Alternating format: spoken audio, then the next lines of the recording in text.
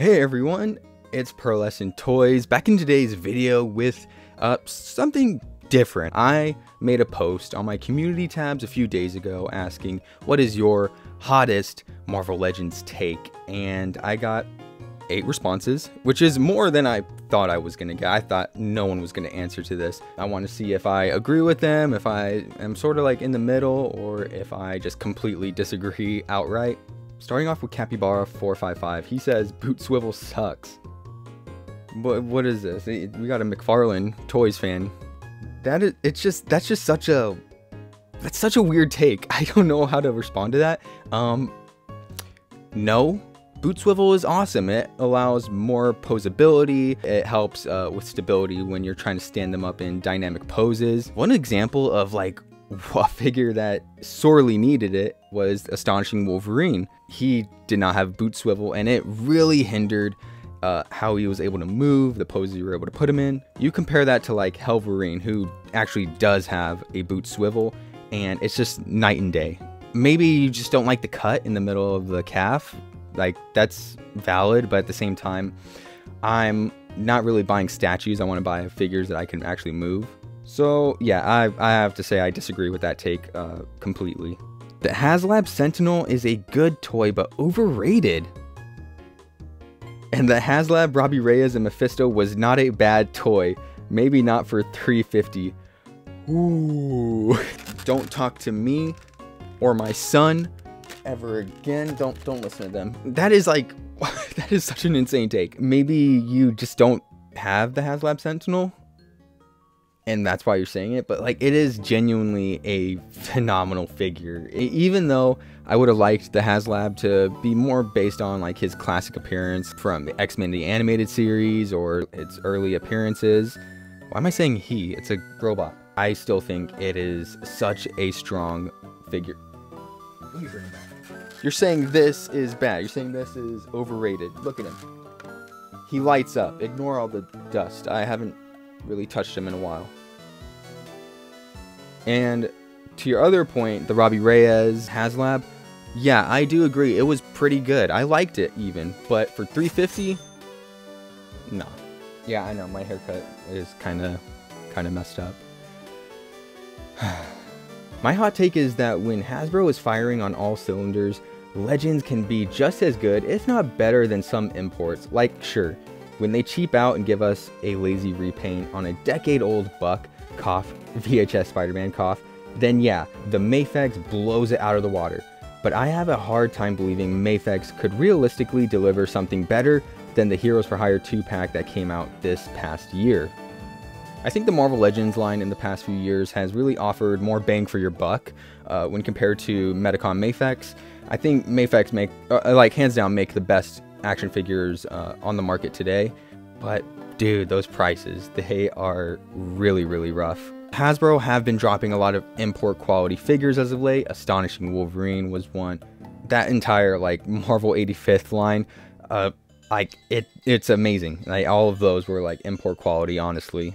I kind of do agree, like, when they really try their hardest, like, their figures are just top notch and rival Medicom Mafex. Bladestar, very loyal subscriber, shout out to you, thank you. It depends on hottest female or best overall. Even though it's expensive, best overall has to be the new Odin. I agree, look, there he is, right there.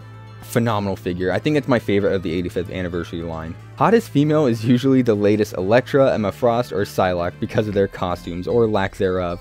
You dirty dog. Personally, I'm more of a Mary Jane Watson type of guy, but to each their own.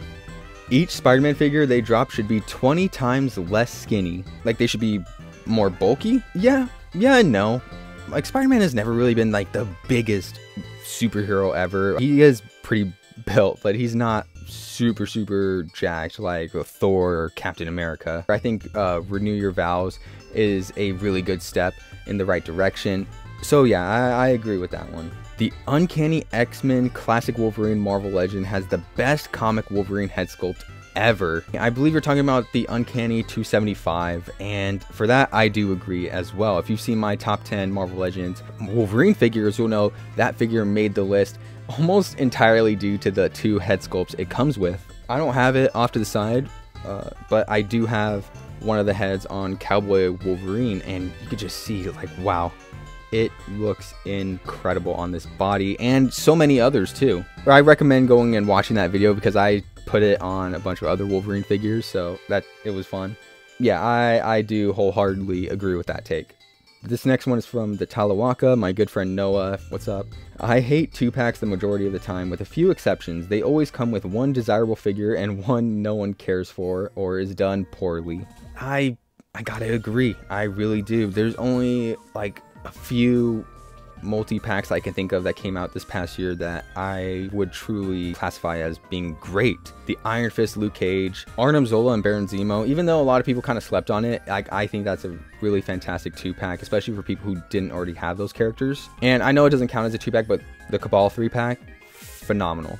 But yeah, other than that, like, I just go back and think like that Sabretooth Wolverine 2-pack, you know, Sabretooth is freaking phenomenal, but like, did we really need this? Lilandra and the Brood Wolverine. Lilandra is great. Brood Wolverine, why? Why do we need this? That Rogan Destiny 2-pack, it's awful. It really is.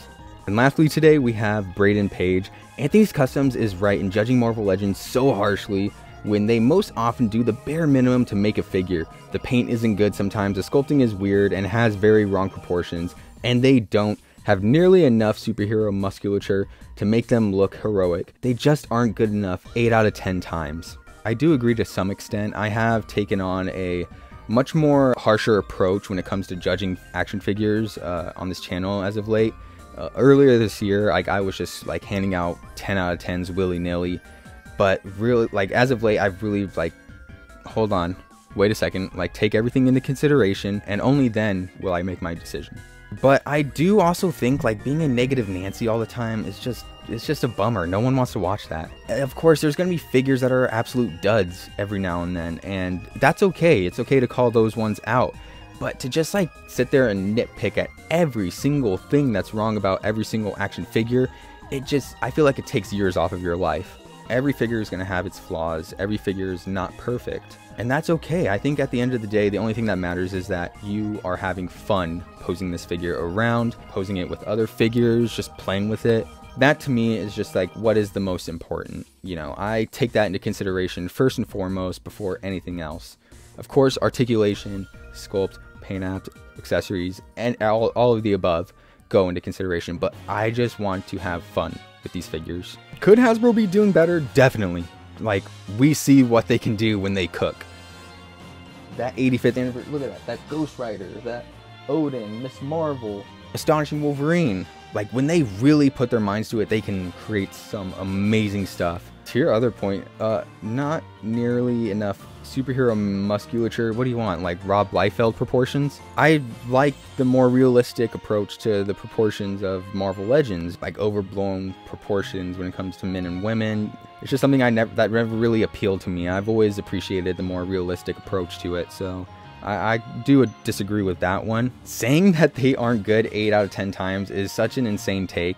I would accept like half the time. I would honestly accept that, but like to say 8 out of 10 times, that's just wild. A lot of their figures as of late have like shown such improvement, and I am very proud of the Marvel Legends team for it. I think I'm gonna have to disagree with that take. But yeah, that'll do it for today's video. I hope you guys enjoyed. Yeah, leave your hot takes in the comment section below and I'll answer them in my next one. I really want to make this a thing going forward. This was a lot of fun. So thank you to everyone who responded to that community post. And yeah, I'll see you in the next one. Bye. But yeah.